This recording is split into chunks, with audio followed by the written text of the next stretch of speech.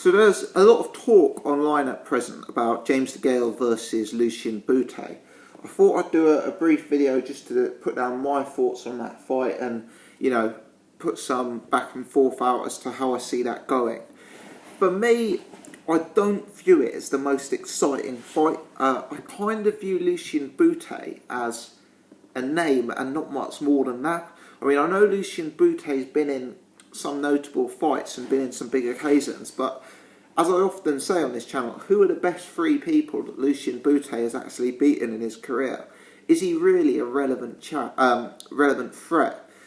James Degale's been looking better and better and better recently. His performances have been going up in quality and he's been facing better opposition.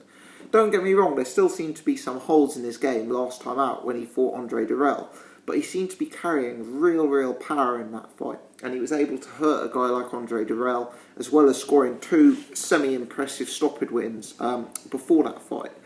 Lucian Bute, he's very big at 168. You've got to ask how much damage is it going to do to him to have to dehydrate back to 168, having campaigned at light heavyweight. I know that when he fought Carl Froch, one of the reasons given for such a poor performance, other than being cobra'd if you like, was the fact that he was tight at 168 pounds. So if he was tight then, now he's a bit older, now he's been campaigning at 175 pounds, why realistically is he going to be easier at the weight for 168? And could that affect his punch resistance now down in weight?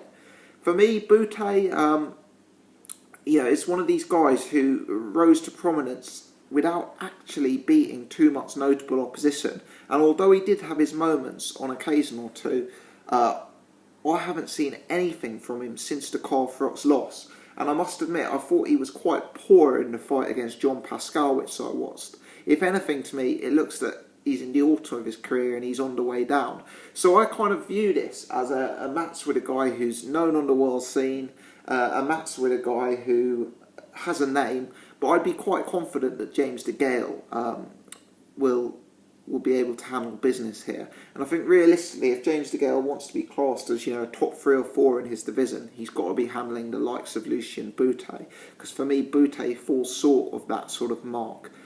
I would probably prefer to see James Degale fighting someone on more of an upward curve in their career. For example, I would almost rather see him fight the winner of Rocky Field and Callum Smith. I know those guys are proven at a lower level, they haven't fought at as high a level as Bute, but to me those guys are fresh, they're undefeated, there's some story there. Whereas for me, Bute is nothing more than a big name and what should be a relatively easy first defence for James Degale.